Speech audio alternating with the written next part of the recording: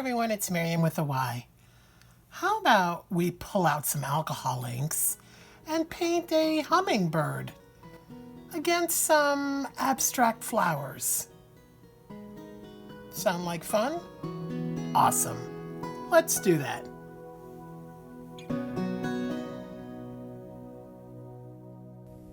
Before we start, I want to tell you about a channel I think will add to your alcohol ink fun. My very good, talented, ink and resin loving friend, Teresa Kovalak, started a channel. I'm linking her channel in my description box below to help you discover someone else who thinks a little outside the expected box. Show her some love, subscribe, and grab some of the awesome knowledge she's got to share with you. Now let's paint some flowers. Since many of you haven't had a chance to get the new graphics paper I reviewed last week, I'll use the back of a sheet of Kirkland photo paper for this painting. One of the drawbacks of photo paper is that ink can seep in through the sides and mess up your clean edges, making you often have to cut them off. So, to prevent that, I'm going to use the Kielty layering solution to seal my edges before I paint. Since it dries virtually invisible and with zero texture, it won't get in the way of my painting in any way, and ink will not be able to bleed into the edges, no matter how much ink runs off the page as I work. To start, I'm going to put in a very soft, light sky over most of the surface, and I'll do that using a very inexpensive cosmetic sponge. I prefer the white ones for this so that I can best see the color I've got on one. I'm wetting both my sponge and the paper with 99% alcohol. Now, if you want just a small amount of color spread around a small surface area, you can just apply some color to your sponge and lay down the amount you want on the surface. I'm using Kielty blue here. Since I want a bit more than that, I'll add drops to the surface too and spread it around with some more alcohol. I love these sponges because they don't leave any fibers or hairs or bristles behind on my substrate. And when you've used one, just save it to reuse for similar colors over and over again. So don't toss this when you're finished using it. With the sky dry, I pull out Kielty Inks, light clover, green, and dark olive. I thin them all with a touch of isopropyl alcohol and then begin to paint random leaf shapes here and there, mostly away from the edge of my paper. I'm putting these down because when I go to blow my flowers, I want the leaves to be behind or under the flowers. I'm adding these also to add a touch of green to the flower area. When I'm done, I turn my paper upside down because, as you'll see, it'll make airbrushing the flowers a lot easier. For my flowers, I'm using Kielty Violet and Red Violet, which I've diluted quite a bit for myself in these super cute 5 milliliter bottles. Are they not the cutest thing? And again, I've used 99% alcohol. Now, how thin you make your ink is up to you and the color strength that you want. For my flowers, I want frilly, long, somewhat wispy petals. So to achieve that, you see me laying down some ink in the direction I want the petal to move. And then using my airbrush, I propel the ink forward. After making a violet bloom, I move on to a red violet one,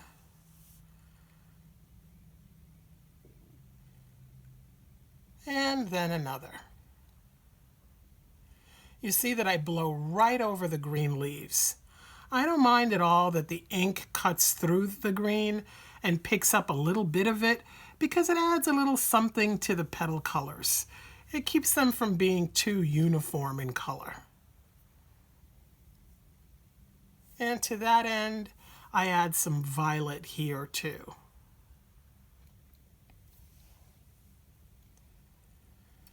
I re-wet my green inks and add a little greenery in the corner and up at the top. And I carefully fill in some white spots within the bloom at the bottom. At this point, I decide I want to make the top red bloom bolder. So I add more ink and blow out more petals, which goes okay until one of the blasts of air sends drops of red all over my sky. Now, there had been some spots earlier too that I could have hidden easily, but now I was going to have to do a bit more work to get rid of all this. But I decided this was a happy accident because I honestly didn't love my sky. It had dried a little too stripy. So, how can I correct the sky around all these multi-petaled flowers? If you said layering solution, give yourself 100 bonus points and tell me in the comments. I very quickly protect every petal and leaf with a coat of layering solution.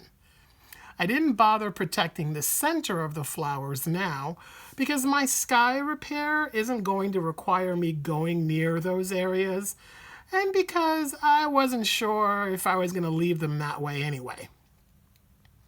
And I also didn't protect the end of some of the petals because I wanted to take advantage of this and clean some of those ends up. The layering solution goes on wet and shiny, but once it dries, you won't see a thing. No added shine, no raised surface. It's like it's not even there. After a few minutes, the solution is nice and dry.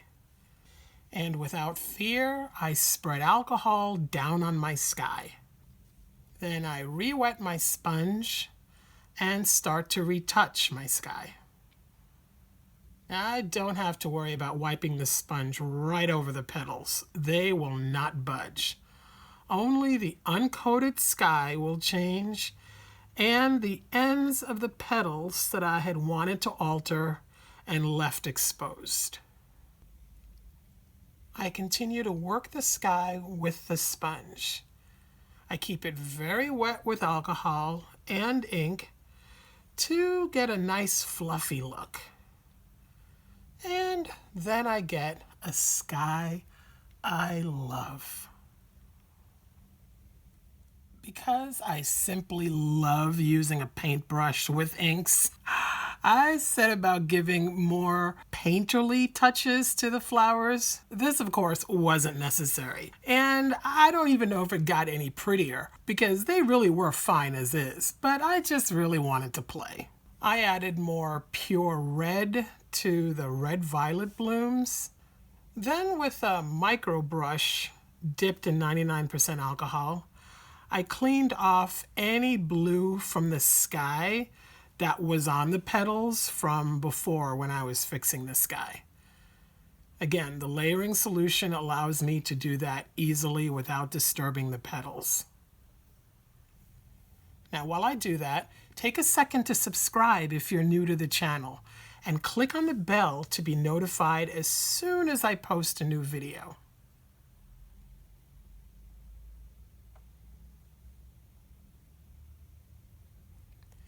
I had a teeny bit more fun altering the flowers and giving them a two-tone look. Okay, I think I've played enough. Let's think about a cute hummingbird now. Don't panic. So we've got to draw a hummingbird. And I know some of you are thinking, nope, never gonna happen. You think you can't draw. Okay, remember our golden rule here. Embrace the abstract. Nothing has to be perfect. Let's just see what's involved in getting the idea or suggestion of a hummingbird in our painting. I've pulled out a piece of scrap paper and a pencil, and let's just sketch a little cutie and see where we go. All right, the base of a hummingbird is kind of like a stretched out S. So I'm gonna start up here and just going to kind of draw in a slightly curved line like so. I'm thinking you probably already can see the beginning of the hummingbird. That there would be the beak. Here's your belly. Then now around here, I'm going to arch out like that. And we're starting to get a head. And I'm going to follow this line for a little bit. Then I'm going to come out a little bit that way and come down to meet this point here. Now, how you end your hummingbird, that part's up to you. You can come a little bit to a point like that, or you might choose to kind of flare out the tail feathers. That part, entirely up to you. But we've already got the shape. So then you want to sort of think about this line here. This is the beak, right? Your beak, imagine it sort of coming into the head. Don't actually draw this line past this point, but I'm going to put it in just to help you. But you're taking your beak line into the head a little bit like that. Not quite that far, but this line will cross your eye, the eye of the hummer. And you want to give it a nice big eye. That's part of what makes him so gosh darn cute, is those big, huge eyes. They're like all wing and all eye. So here's a big eye. And I think I'm gonna take this line here, maybe come down a little bit more this way.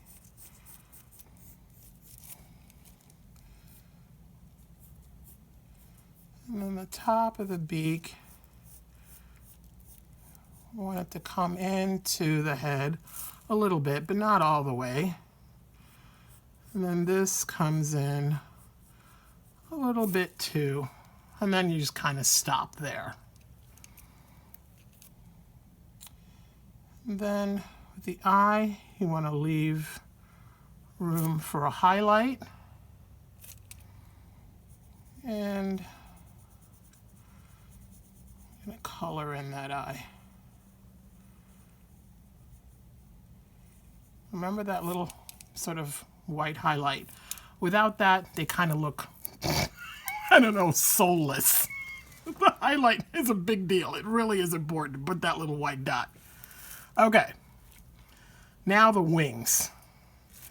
Somewhere around here, a little below the neck, you want to draw yourself a little line crosses the back like that. Then you're going to take the point here and just kind of take it out. Now here it really doesn't matter because the wing could be in any position. So anywhere you take this line is going to be just fine. So I'm going to take it, I don't know, here. But you could have taken it higher, a little lower, because their wings move all over the place. And I don't have enough room for the wings, so this paper wasn't wide enough. But assuming it kind of came out to here, kind of comes down. Big, big wing. Hummingbirds, all wing, more than anything else. Okay. the other wing would be happening back here. So take a little line and send it up there. Then shoot that line out that way.